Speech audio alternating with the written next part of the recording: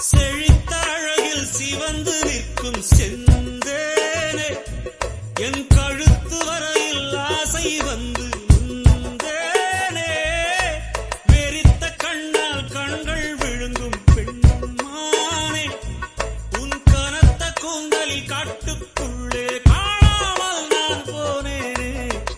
இருதயத்தினுள்ளே